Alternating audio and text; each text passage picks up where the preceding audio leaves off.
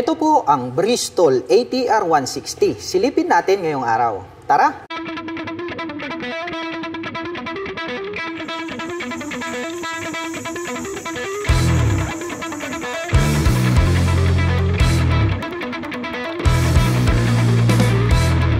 Ito po ang Bristol ATR 160. Version 2 na po ito. So ito na po yung pinaka-latest model na nilabas ng Bristol pagdating po dito sa kanilang mga adventure scooter. At talagang very attractive yung kanyang body and design.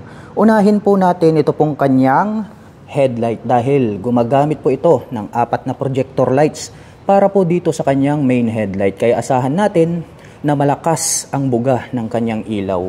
At very attractive din po yung pagkakadesign nito pong kanyang daytime running light dito po sa bandang itaas na parang nagsisilbing kanyang mga kilay. At dito po sa bandang ibaba, matulis po ito pong parang nagsisilbing kanyang pangil dito sa bandang harapan. Black color naman po yan, combination with gray color. At may makikita po tayo rito na minimal decal na gold color. At dito naman po located itong kanyang mga turn signals. LED na rin po yan. At ito pong kanyang windshield ay adjustable po ito. At ito po ay clear color. Kaya makikita natin dito yung kanyang adjuster. Ang kagandahan naman yan, pwede po natin yang i-adjust depende po sa ating driving preparation. Dumako naman po tayo rito po sa bandang ibaba. Ito po pala ay gumagamit ng inverted telescopic fork para po dito sa kanyang front suspension. Gold color kaya talagang agaw pansin sa ating mga paningin. At ang kagandahan naman yan ay nakakapagbigay po yan ng outstanding na bouncing performance dahil nga ito po ay naka-inverted telescopic fork. May additional po pala rito na oblong na light reflectors. At ito naman pong kanyang fender is gray color at may nakalagay naman po rito na TCS, also known as traction control system. So ang kagandahan naman yan dito po sa bandang likuran, meron po itong tracking device. Minomonitor po nito 100 times per second ang pag-ikot ng mga gulong. At kapag na-detect niya po na mag-i-slip or mag-i-slide yung ating likurang gulong, ay agad niya pong hahabulin yung ikot ng gulong rito sa bandang harapan at pagpapantayin niya po yan para po ma-prevent na mag-slide ito pong ating adventure scooter. Magagamit din po natin yan pagdating po sa mga cornering. Ito po pala ay equipped with flower rotor disc brake with 2-pot caliper na black color. At ang very impressive dito po sa kanilang adventure scooter, ito pong kanyang spokes rim set dahil yung iba is naka-mags type po siya. So para sa akin plus points to. Gold color naman po ito pong kanyang rim at gold color naman po ito pong kanyang hub. At ito pong kanyang stock tires is naka-semi dual purpose pattern tires po siya. Dahil nga ito po ay designed for on and off-road purposes. CST na po pala yung brand name nito pong kanyang stock tires. At ang sukat naman po ng kanyang gulong rito po sa bandang harapan, ito po ay mayroong sukat na 110 by 80-14. Dumako naman tayo rito po sa kanyang side profile. Napaka-bulky po pala nito pong kanyang side profile. May nakalagay naman po rito na bilog QG Motor logo at may minimal decal rito na gold. Mapunta naman po tayo rito po sa kanyang fully digital meter panel display. Ang lapad din no, para po siyang small tablet. Nagkaroon na rin siya ng visor. Protector naman po natin sa direct sunlight. At ang kagandahan niyan, ito pong kanyang fully digital meter panel display ay equip po yan ng screen mirroring na kung saan ay pwede po nating i-connect ang ating mobile phones. Kung ano po yung activities na ginagamit natin dito sa ating mobile phones like watching movies or di kaya GPS, ay yun din po yung magdi-display dito po sa ating meter panel display. At bukod dyan, ito po palang version 2 nito pong ating Bristol ATR 160 ay equipped na rin po ito ng TPMS, also known as Tire Pressure Monitoring. So ang kagandahan po niyan, namomonitor po natin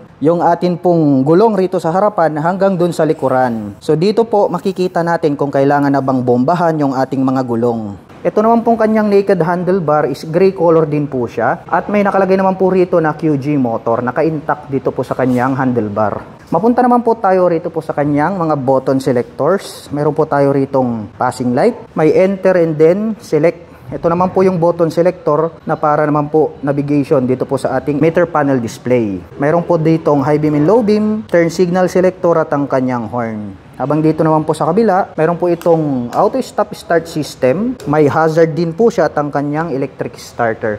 Ito pong kanyang mga brake levers is black color at ang kagandahan niyan is adjustable. Mayroon na din po pala siya ritong park brake lock. At pagdating naman po rito po sa kanyang ignition, ito po pala ay equipped with smart keyless system. So mapapansin natin, meron siyang navigation knob dito. So pa-remote na lang po tayo kapag ating i-activate ito pong ating adventure scooter. Included na rin po rito yung kanyang fuel at set opener.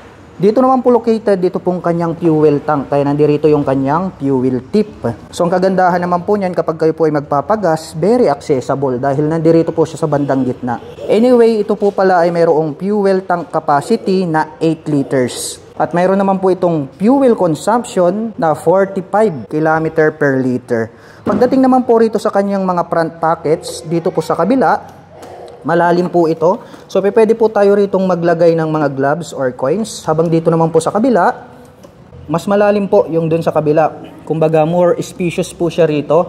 Dito po sa kabila, nandirito po kasi ito pong kanyang integrated na USB charging port. So, meron tayong dual option dito na USB-A and then USB Type-C. So, kung gusto nyo ng fast charging, mas mabilis po yung USB Type-C, which is 2 times faster than the USB Type-A. So, pwede po tayo ritong maglagay siguro ng mga mobile phones. Kasya naman siguro habang nagcha-charge. O di kaya, yung design kasi niyan, maglalagay po kayo rito ng phone holder. Tapos, magre-recharge po kayo rito sa kanyang USB charging port. Dumako naman po tayo rito sa kanyang footrest extension. At ito po ay mayroong rubber cover on top na black color, anti-slip naman po siya. Ngayon naman po ay susubukan nating sakyan para masukat natin kung maluwag ba itong kanyang pillion board. Saktong-sakto lang, maluwag. Pagdating po sa mga long range driving situation, kapag nangangalay na po itong ating mga paa, mayroon po itong footrest extension. At ang ating pong Bristol ATR 160 ay mayroon po itong 770mm na seat height. Ngayon naman ay susubukan nating sakyan para maipakita ko po sa inyo kung gaano nga ba ito kataas. Para po sa mga magtatanong, ang aking height is just around 5'6". Makikita nyo naman, halos maglapat naman yung ating mga paa. Kaya masasabi ko na very comfortable ito para po sa mga tulad ko na 5'6" in height. At para naman po dun sa ating mga kababayan na hindi naman po masyadong katangkaran, nothing to worry about.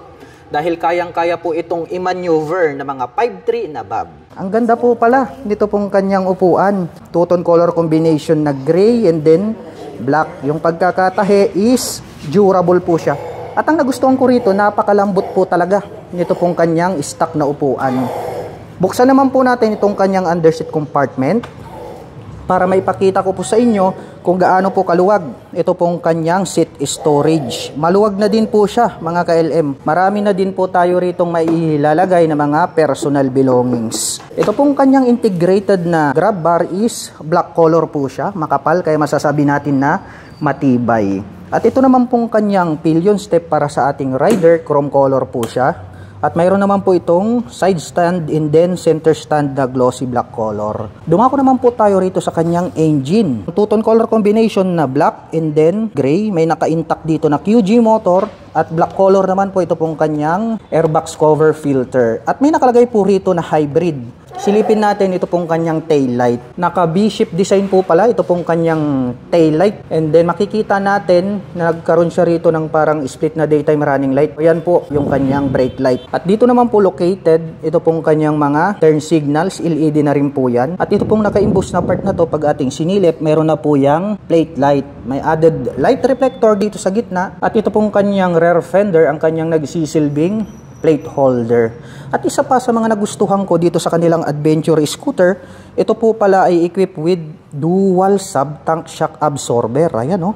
Kaya asahan natin makakapagbigay talaga ito ng outstanding na bouncing performance. Ito pong kanyang canister is gold color po siya. Adjustable naman po ito pong kanyang rear suspension. Kaya makikita natin dito sa bandang itaas. Kung gusto mo ng mas malambot para mas mabounce, pwede mo po siyang i-adjust. Silipin natin ito pong kanyang rear braking system. Single rotor disc brake na flower design dito sa likod. And then dagdag ko lang mga ka-LM, ito po pala ay equipped with dual channel ABS. So ang kagandahan naman yan, yung ating anti-lock braking system ay hindi po maglalak yung atin pong mga freno. Dito po sa harap hanggang doon sa likuran. Pagdating sa mga sudden stop ay very safe po talaga. Ito pong ating anti-lock braking system. At ito po pala ay mayroong sukat na 130 by 70-13. At gaya nga po ng sabi ko sa inyo, CST po. Ito pong kanyang stock tires at ito po ay naka semi-dual purpose pattern tires. Very sporty looks din po yung dating nito pong kanyang stock na muffler. Matte black po ito pong kanyang head protection guard. Black din po yung kanyang tip at ito po ay mayroong single exhaust.